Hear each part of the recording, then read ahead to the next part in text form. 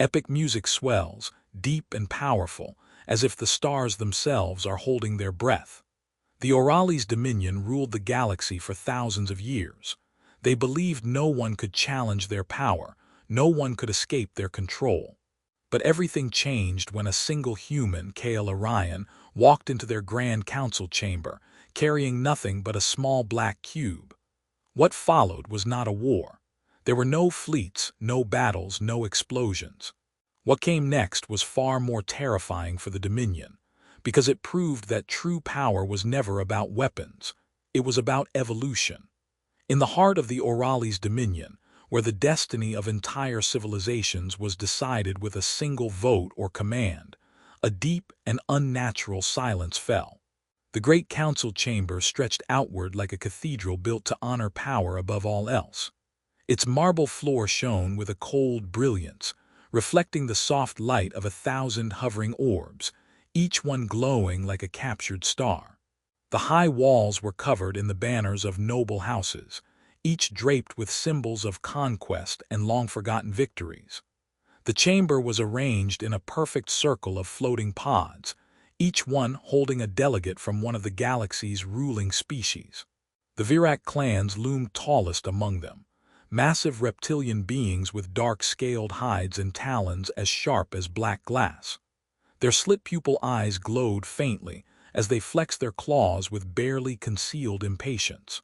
Beside them sat members of the Zainari ascendancy, their slender violet forms marked with veins that shone faintly beneath their skin. The cold, artificial light of their cybernetic eyes flickered as endless streams of data passed through their minds. Above them floated the Calathuri swarm, the synthetic overlords of entire sectors, their smooth metallic spheres humming faintly as they processed thousands of thoughts at once. No emotion ever touched their featureless shells, yet their quiet presence carried an oppressive weight. These beings had ruled the galaxy for centuries. They were feared, obeyed, and worshipped in equal measure. Yet when the massive chamber doors creaked open, the air seemed to shift, and every gaze turned toward the lone figure entering. He came without guards, without weapons, without armor. A single man. Broad-shouldered, weathered by countless journeys, wearing a plain black coat that brushed his boots, boots worn and dusty from the ground of many worlds. "Who is this creature?" hissed one Virak delegate, curling his scaled lips back in disdain. "Where are his guards?" The man gave no reply. Each step he took echoed softly across the marble floor, steady and unhurried. Though he stood among beings who had commanded fleets and toppled empires, there was something in his presence, a quiet certainty, that made the room feel smaller. At the center of the chamber he stopped. His voice was calm even, but carried a weight that silenced every whisper. "I am Kale Orion, and I came here to remind you of something you tried to forget." Uneasy murmurs rippled through the chamber like the rustling of dry leaves before a storm. Kale reached into his coat and set down a small black cube upon the floor. It was unremarkable at first glance, featureless, matte, small enough to be mistaken for a child's toy. Then, without warning, it awoke. A deep hum rose, not loud but heavy, vibrating in bone and thought alike. The cube's surface lit up with strange, shifting symbols, colors that no language could name, as if the laws of perception themselves struggled to define them. The room dimmed. The banners above trembled as though an unseen wind had passed through. Surveillance drones fell from the ceiling like broken shells, lifeless and useless. Sparks burst from the neural implants of the Zainari delegates as their normally perfect systems failed. Even the smooth, silent orbs of the Calathuri swarm wavered in the air as though caught in some invisible storm. The air itself thickened, heavy and pressing, as if reality had grown dense and unsteady. Then the obelisk spoke, not with sound but with visions. The chamber filled with images that could not be denied. Human colonies swallowed by fire, their cities reduced to scorched ruins. Children dragged away from their families, their cries echoing as alien scientists performed unspeakable experiments. Soldiers dissected in cold laboratories, their bodies treated as objects, stripped of dignity and life. each vision seared like a wound, each one a truth buried for centuries by those in power. The Dominion had erased these crimes from history, but the obelisk had remembered. Kale's eyes swept across the chamber. His face was calm, yet there was an unspoken judgment in his gaze, ancient, heavy, and inescapable. You called us beasts. You thought we were weak, but we were watching, learning, quietly, carefully. A Zainari counselor, her implants sparking uncontrollably, stammered with disbelief, her voice breaking. That information was erased. How did you? Kale's eyes fixed on her. He did not blink. We broke your strongest encryption 15 years ago. We cracked your best AI in 2 days. The words fell into the silence like stones dropped into a bottomless well. No one moved. No one spoke. And for the first time in countless generations, the rulers of the Dominion, beings who had enslaved worlds, commanded armies, and built empires on the suffering of others, felt something they had not known for centuries. It was not fear of war. It was not fear of death. It was the cold, unfamiliar terror of irrelevance. For so long they had believed themselves unchallenged, unquestioned, untouchable. But now they stood face to face with a truth they could neither fight nor control. Power built on cruelty and arrogance had blinded them. While they reveled in dominance, humanity had been watching, waiting, and evolving. And in that moment, every leader in the chamber understood. The galaxy was no longer theirs. The age of the Dominion was ending, not with war, but with the quiet certainty of those who no longer needed to fight.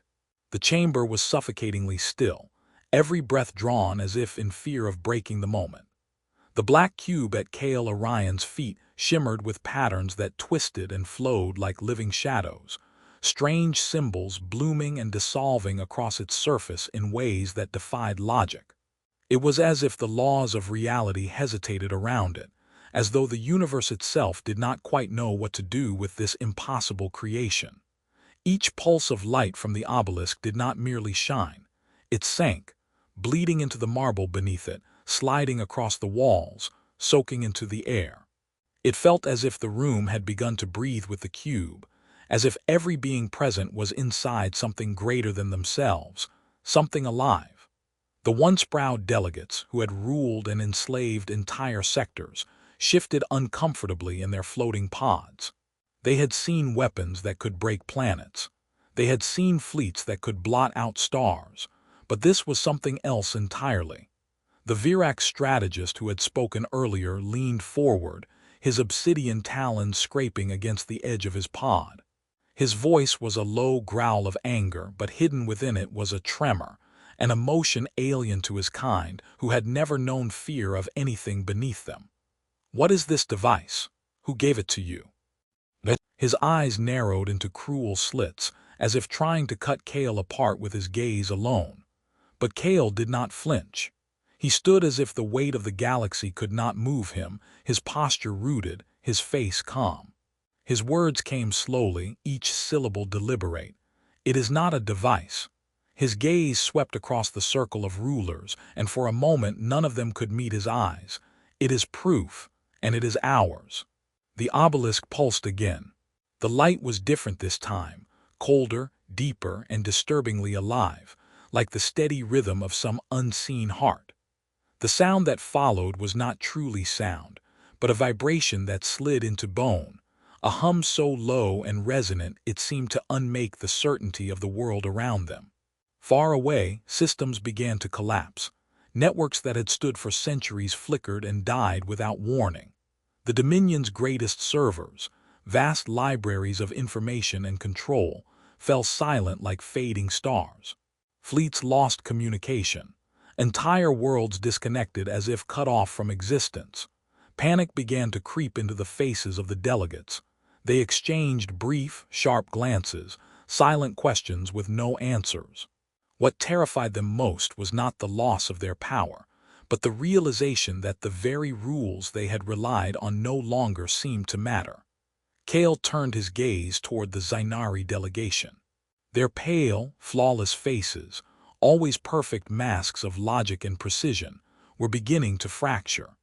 Their luminous cybernetic eyes flickered with errors, their neural uplinks sparking briefly before dying altogether. Kale's voice was quiet, but every word struck with the weight of inevitability. 15 years ago, we broke into your deepest networks. For over a decade, we have watched your fleets, your secret projects, your crimes against us, and we learned. Quietly, patiently. The obelisk pulsed once more, heavier than before. The light that spread from it did not brighten the room but pressed against it, as though an invisible tide were washing over every mind present. Breathing quickened. Alien hearts beat faster. Fear began to settle into the deepest parts of them, not the fear of pain or death, but the suffocating terror of not understanding. No scan could read the obelisk. No calculation could predict it. No power they possessed could challenge it. It existed in defiance of everything they knew.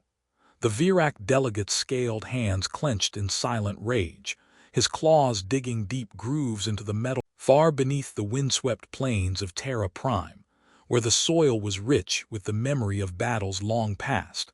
The ground opened into a cavern that defied comprehension. Its sheer size felt unnatural, as though it had been shaped not by tools or machines, but by forces older than matter itself. The smooth walls curved outward in perfect arcs, seamless and flawless, as if reality itself had been persuaded to take on this form. A dim, ethereal glow filled the air, yet no source of light could be seen. It was as though the cavern remembered sunlight from an age before time and chose to shine on its own. Kale Orion stepped forward, the faint echo of his boots reverberating softly against a floor so black and perfected reflected no light. The air inside was unnaturally still, heavy, and filled with a low hum that could not be heard so much as felt, a vibration that resonated in bone and thought alike.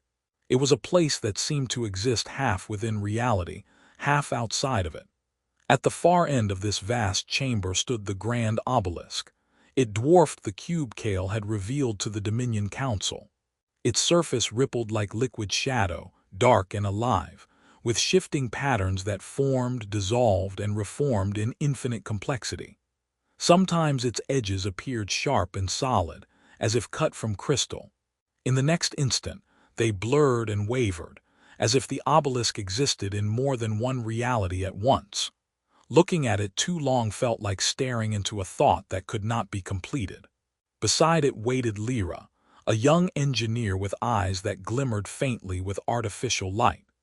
The glow traced delicate silver lines along her temples, disappearing beneath her skin, evidence of the implants that had made her one of humanity's finest minds. Despite her youth, there was a solemn gravity to her gaze. She knew the price of what they had built. She knew it better than anyone. When Kale approached, she lifted her head to meet his eyes. Her voice was quiet yet unwavering. It worked. The Dominion is already panicking. Trade lanes are shutting down.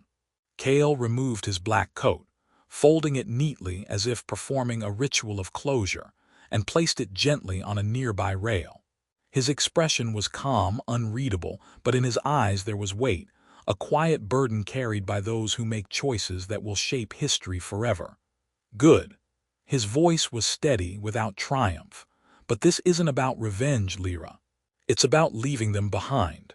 Around them stood people of every kind.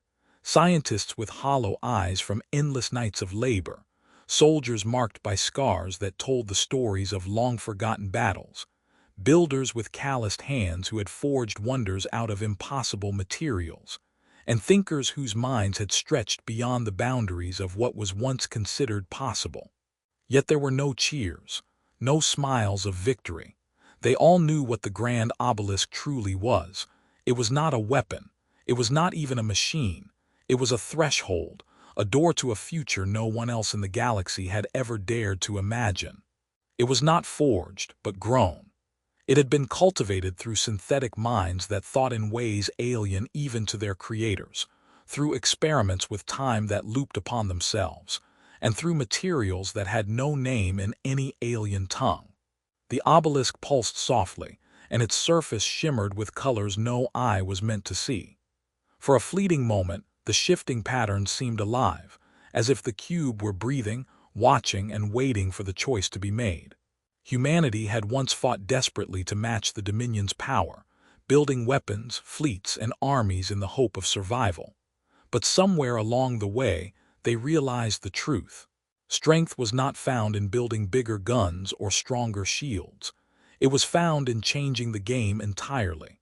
The Grand Obelisk was proof that humanity had stopped following the paths set by the great empires. While the Dominion obsessed over conquest and control, humanity had chosen to evolve, not into rulers, not into conquerors, but into something freer, something that no longer needed permission to exist. Kale looked at the obelisk, his face solemn. "We are not here to win a war," he murmured. "We are here to end the need for one." And with that, the chamber fell silent again. Not the silence of fear, but the silence of inevitability.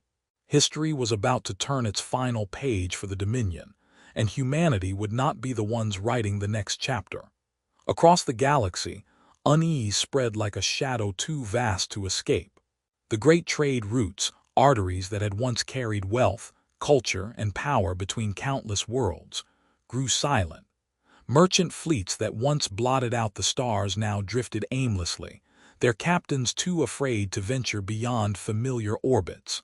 Markets that had thrived for centuries closed their gates, and proud warlords who had ruled sectors with iron fists now whispered in secret, their voices shaking as they spoke the name they once mocked: humanity. Planet after planet withdrew into itself, not because of an enemy's assault, but because of something far more insidious: uncertainty. The Dominion's power, once thought eternal and absolute, fractured under the weight of a truth it could neither fight nor comprehend. It was as if the entire galaxy had been reminded, in a single moment, that their dominance had always been built on an illusion.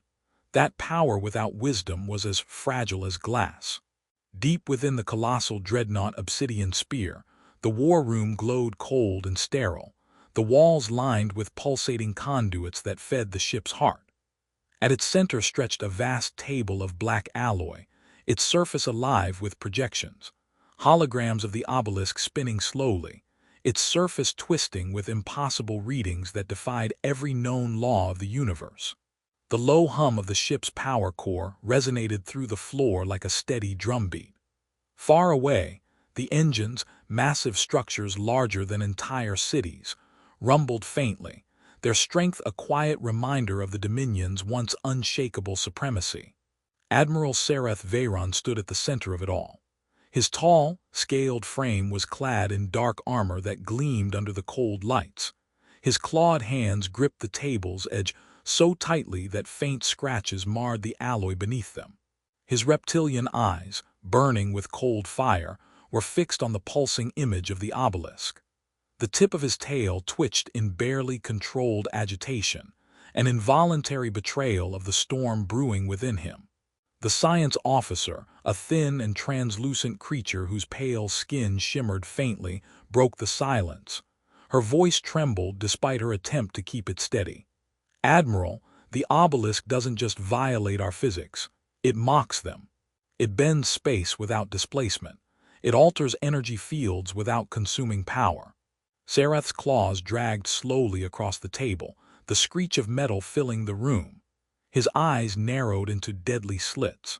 What kind of species creates something that doesn't need rules anymore? The question lingered, heavy and suffocating. No one dared to answer, because the truth was one none of them wanted to speak aloud. A species that no longer played the same game. Around them, the war room's displays flickered. One by one, ship reports arrived from across Dominion space, fleets cutting off communications, governors abandoning their posts, loyal worlds sealing themselves away in fear of a power they could neither predict nor stop. The Dominion's centuries of absolute rule, built on fear and unquestioned might, was dissolving like ash in the wind. For generations, the Dominion had believed itself eternal. Its fleets had reduced planets to dust. Its weapons had extinguished entire civilizations with a single command. Its leaders had ruled through fear, confident that no one could challenge their dominion over the stars. But none of that mattered anymore. Power, raw, overwhelming power, meant nothing in the face of something that could not be understood, could not be controlled, and refused to play by their rules. Serath's eyes burned, not just with fury, but with something far more dangerous. Desperation. The kind of desperation born not from fear of defeat, but from the unbearable knowledge that history was leaving him behind. Slowly, his clawed fist tightened until the sharp tips dug deep into his palm, drawing dark blood that dripped silently onto the alloy table. "Prepare the obsidian spear." His voice was low, each word edged with steel and futility. "We're going to Terra Prime." Around him, the officers exchanged uneasy glances. They all knew this mission would not be like the others. It would not be conquest, nor even diplomacy. Yet none dared disobey. Engines capable of tearing open the void itself roared to life. The dreadnought, the pride of the Dominion fleet, prepared to cross the stars toward a world that had ceased to fear it. But deep down, in a place he would never admit even to himself, Serath Veyron knew the truth. This was not a mission of glory. It was not even a mission of war. It was the last, desperate act of a dying empire, one that had finally realized it was no longer the future, but only the past. And in that moment, the galaxy's so-called rulers were forced to confront a lesson they had spent centuries refusing to learn. Power without wisdom will always be replaced. The obsidian spear tore through the clouds of Terra Prime like a dark comet descending from the heavens. Its hull, black as voidstone, shimmered faintly with the power of engines so immense they could rip open the fabric of space itself. Yet as it cut through the sky, there was no resistance, no human warships rising to intercept it, no orbital defenses activating, not even the faint tension of fear from the surface below. It was as though humanity had chosen not even to acknowledge the Dominion's most powerful warship. Beneath it stretched the core, humanity's new capital. Where once there had been ruins and ash, now stood a city that seemed more dream than reality. Towering spires of glass and living metal reached upward in elegant spirals, pulsing faintly with soft, rhythmic light, as if the city itself was alive and breathing. Roads of polished alloy curved gracefully between silver waterways, their surfaces reflecting not just the light of the rebuilt world, but the very stars above. It was a place of quiet strength, not the brutal power of empires past. Every building, every pathway, every garden seemed to say one thing: humanity had not conquered this world, they had grown with it. At the center of a vast platform stood Kael Orion, alone. His black coat rippled gently in the wind, his boots leaving faint marks upon the smooth white stone beneath him. He did not carry a weapon. He did not summon soldiers. He simply stood, waiting. The obsidian spear descended slowly, its immense bulk blotting out the sun as it settled into place. A deep, resonant thrum reverberated through the city as the ramp extended to meet the platform. From the darkness within, Admiral Serath Veyron emerged. His armor, forged from metals mined on dying stars, caught the strange glow of the core, casting fractured reflections along its jagged edges. His clawed feet struck the platform with deliberate weight. 4 of his elite guards followed closely, their weapons gleaming with deadly precision, their eyes scanning every corner for threats. But there was nothing. No soldiers. No defensive emplacements. Only the man they had come to confront. Serath's voice cut through the stillness, sharp and cold, each word laced with a demand he no longer had the right to make. "What is the obelisk? How did you create it?" Kael's lips curved ever so slightly, not into a smile but into something quieter, like the acknowledgement of a truth too vast to deny. "Which one?" His voice was soft, but it carried easily across the platform. "The one you saw was just a prototype." In that instant, the guards' weapons quivered in their hands. The metal twisted apart like strands of silk unraveling in the wind. Shards of alloy disintegrated into dust, scattering helplessly around them. Their hands clutched at empty air where their weapons had once been. High above, the obsidian spear flickered.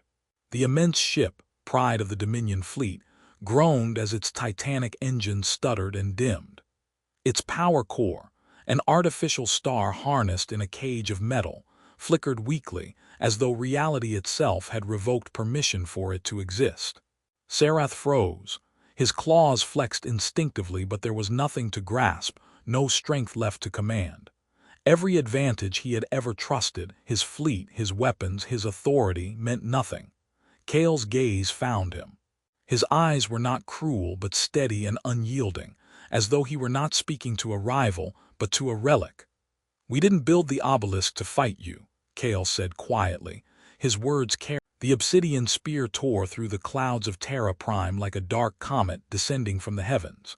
Its hull, black as voidstone, shimmered faintly with the power of engines so immense they could rip open the fabric of space itself. Yet as it cut through the sky, there was no resistance, no human warships rising to intercept it, no orbital defenses activating, not even the faint tension of fear from the surface below. It was as though humanity had chosen not even to acknowledge the Dominion's most powerful warship. Beneath it stretched the core, humanity's new capital. Where once there had been ruins and ash, now stood a city that seemed more dream than reality. Towering spires of glass and living metal reached upward in elegant spirals, pulsing faintly with soft, rhythmic light, as if the city itself was alive and breathing. Roads of polished alloy curved gracefully between silver waterways, their surfaces reflecting not just the light of the rebuilt world, but the very stars above. It was a place of quiet strength, not the brutal power of empires past. Every building, every pathway, every garden seemed to say one thing: humanity had not conquered this world, they had grown with it. At the center of a vast platform stood Kale Orion, alone. His black coat rippled gently in the wind, his boots leaving faint marks upon the smooth white stone beneath him. He did not carry a weapon. He did not summon soldiers. He simply stood, waiting. The obsidian spear descended slowly, its immense bulk blotting out the sun as it settled into place. A deep, resonant thrum reverberated through the city as the ramp extended to meet the platform. From the darkness within, Admiral Sarath Veyron emerged. His armor, forged from metals mined on dying stars, caught the strange glow of the core, casting fractured reflections along its jagged edges. His clawed feet struck the platform with deliberate weight. 4 of his elite guards followed closely, their weapons gleaming with deadly precision, their eyes scanning every corner for threats. But there was nothing. No soldiers. No defensive emplacements, only the man they had come to confront. Sarath's voice cut through the stillness, sharp and cold, each word laced with a demand he no longer had the right to make. "What is the obelisk? How did you create it?" Kale's lips curved ever so slightly, not into a smile but into something quieter, like the acknowledgement of a truth too vast to deny. "Which one?" His voice was soft, but it carried easily across the platform. "The one you saw was just a prototype." In that instant, the guards' weapons quivered in their hands. The metal twisted apart like strands of silk unraveling in the wind. Shards of alloy disintegrated into dust, scattering helplessly around them. Their hands clutched at empty air where their weapons had once been. High above, the obsidian spear flickered. The immense ship, pride of the Dominion fleet, groaned as its titanic engine stuttered and dimmed. Its power core, an artificial star harnessed in a cage of metal, flickered weakly, as though reality itself had revoked permission for it to exist. Sarath froze. His claws flexed instinctively, but there was nothing to grasp, no strength left to command. Every advantage he had ever trusted, his fleet, his weapons, his authority, meant nothing. Kale's gaze found him. His eyes were not cruel but steady and unyielding, as though he were not speaking to a rival but to a relic. "We didn't build the obelisk to fight you," Kale said quietly, his words carrying the weight of finality. "We built it because we outgrew you." The pause that followed was heavy enough to crush the air itself. "We're leaving this galaxy, and we don't need you anymore." Sarath felt something inside him coil. an emotion so foreign he almost didn't recognize it. It was not anger. It was not even defeat. It was irrelevance. For the first time in his long and ruthless life, Admiral Sereth Veyron understood the truth that every tyrant in history eventually faces. Power built on fear is nothing when those you rule simply walk away. And in that moment, as the wind whispered softly through the shining city of humanity's future, the Admiral finally understood what it meant to be left behind, not as a conquered enemy, but as an outdated remnant of an age that no longer mattered. Across the endless stars, the collapse did not begin with a scream but with a whisper. There were no great battles to mark its start, no explosions tearing open the void. Instead, it came like the slow fall of night, quiet, inevitable, impossible to stop. Worlds that had once pulsed with the heartbeat of industry and power grew still. The trade routes of the Dominion, those glittering rivers of wealth and authority, emptied as ships turned back to their home ports. Fleets that had once commanded terror in every corner of the galaxy remained docked, their commanders paralyzed, not by enemy fire, but by a fear none of them could name. On countless colony worlds, fear spread faster than any virus or weapon.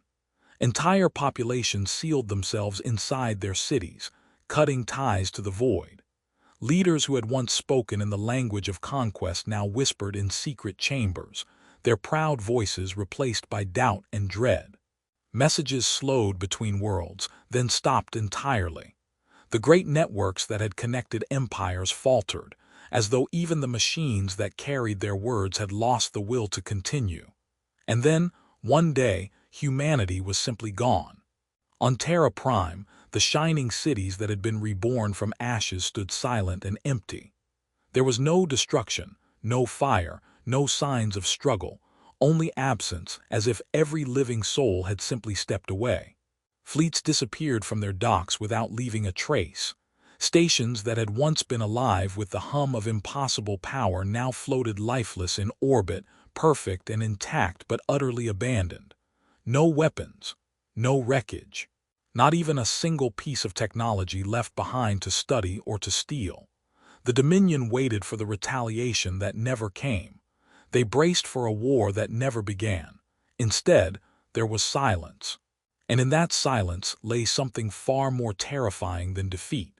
For every alien power that had mocked humanity as primitive, for every empire that had treated them as lesser, the truth settled in like cold iron. The humans had not been defeated.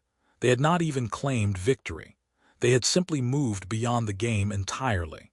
The galaxy, so accustomed to dominance and control, could not comprehend a species that no longer needed to fight, to conquer, or to win, because they had already outgrown the very need for those things. World by world, the Dominion began to unravel. Fleets that had once been the envy of the stars rotted in orbit, untended, purposeless. Governments fractured into petty squabbles, unable to imagine a future without their old power. Alliances built on fear and greed collapsed, leaving planets isolated, clinging desperately to survival while the galaxy shrank in upon itself. Through it all, one truth became undeniable. This was not conquest. It was not revenge. It was evolution. And the galaxy that had once called itself supreme, that had enslaved and destroyed in the belief that power was eternal, was left staring into the void, empty, irrelevant, unable to comprehend what had happened. Because for the first time in history, the rulers of the stars had been given a lesson they could neither erase nor ignore. True strength is not in the power to dominate. It is in the courage to grow beyond domination altogether. In the cold emptiness beyond the Dominion's shattered borders, where fleets once ruled and worlds once trembled, the last remnants of power gathered in desperation. 17 warlords, each the ruler of a dying fleet, each the master of a world already crumbling, met in a chamber hewn from ancient black stone. The vast room was silent except for the faint hum of life support systems. Through the towering glass wall, the faint glow of distant, dying stars bled pale light across their faces, faces twisted not with courage, but with rage, fear, and despair. They had spent centuries believing themselves untouchable. Now, for the first time, they understood the truth. They were irrelevant. And so, one by one, they turned to the only thing left to them: Protocol HFY. It was not a weapon in any way they truly understood. It was older, darker, a living code buried deep in the Dominion's most forbidden archives. It had been created as a last resort, a seed of thought designed to drag back any species that dared to grow beyond the Dominion's control.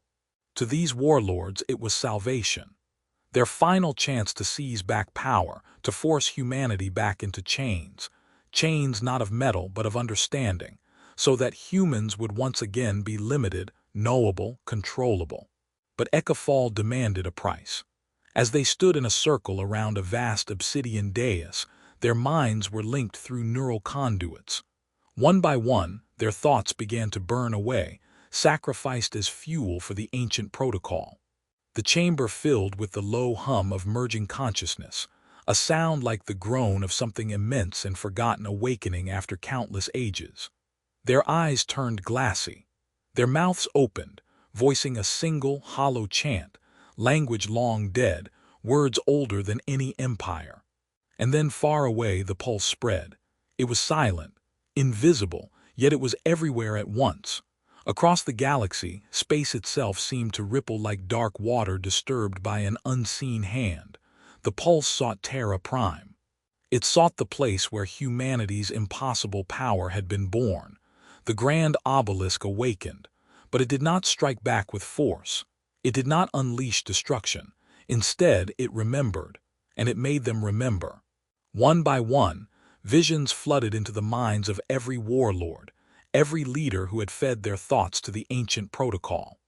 They saw the camps, where human children had been torn from their families and turned into experiments. They saw colonies burning, entire populations erased for daring to resist. They saw soldiers dissected alive, their bodies treated as mere resources for alien science. Every atrocity, every crime, every scream they had buried under centuries of lies. The memories came all at once, merciless, undeniable. One warlord howled in terror, clawing at his own face as if he could rip the visions out of his skull. "Stop it! Turn it off!" he shrieked, his voice breaking. But there was no escape. Some leaders fell to their knees, sobbing uncontrollably as the weight of their crimes crushed them. Others screamed in rage and horror before collapsing into silence, unable to bear the truth. A few said nothing at all as they stared blankly, their minds shattering under the unbearable weight of what they had done. And as their leaders broke, fleets fractured without orders. Governments crumbled.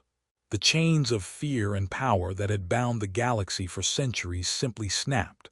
The grand obelisk pulsed one final time and then grew still. It had not killed anyone. It had not fired a single shot. It had simply given them back their own memories. And in the silence that followed, as the last warlords lay broken in their own shame, the galaxy learned its final lesson. Power had never truly been in weapons. It had always been in knowledge, and in the wisdom to rise above vengeance when victory had already been won. Because true strength was not the ability to destroy. It was the ability to choose a different path, to walk away from the cycle of hate and fear that had defined the galaxy for millennia. And humanity, the species once dismissed as primitive and weak, had not just won. They had evolved beyond the need to fight at all. Far beyond the edge of the last known star, in a place where even light seemed hesitant to wander, something ancient stirred. It was the Elithar presence, older than galaxies, older than suns, older even than the laws that bound matter and time. It drifted through the endless void like a memory that the universe itself had forgotten. It was not flesh. It was not machine. It was not spirit. It was thought made real, an endless consciousness that had existed since before existence had meaning. It had witnessed the birth of the first stars, had seen civilizations rise and collapse before the dust of the first worlds had cooled. It had watched countless species burn bright with ambition, only to end in the same way: war, domination, extinction. For eons, the Elithar had been a silent observer. It understood the pattern well. Every species believed itself eternal, every empire thought itself supreme, and every one of them fell. But humanity was different. The Elithar had watched their rise, at first with curiosity, then with growing fascination. They were loud, reckless, imperfect. They waged wars against each other, consumed resources without thought, and burned through their short lives with astonishing intensity. To the Elithar, they were a spark, bright, chaotic, and fleeting. It had always assumed they would follow the same path as all the rest, that their ambition would lead to the same end. And then, silence. Terra Prime was gone. Every colony, every ship, every fragment of their technology vanished. No debris, no signs of battle, no fading transmissions. It was as if they had been erased from reality itself. Yet the Elithar still felt them. Somewhere beyond the veil of what even it could comprehend, humanity continued. They had not died. They had not been defeated. They had simply stepped out of reach. The Elithar trembled, not with fear but with something far rarer for a being so old. Confusion. What have they become? It whispered, its voice not sound but pure thought reverberating through the fabric of existence. Gods, or something even greater. And then, without warning, a pulse crossed the galaxy. It carried no fire, no destruction. It was not a weapon. It was a message, simple, unyielding, written into reality itself. We are watching. You still do not understand. The words reached every surviving world, every dying empire, every shattered remnant of civilizations that had once believed themselves mighty. It carried no threat, no promise of return, only truth. Humanity could have ruled. They could have forged an empire greater than any before it. They could have enslaved, conquered, burned every world that had once scorned them. But they had chosen another path. They had chosen to walk away, because true strength had never been in domination. True strength had always been the ability to let go of the need for power. Far beyond the stars, humanity continued, not as rulers, not as gods, but as something new.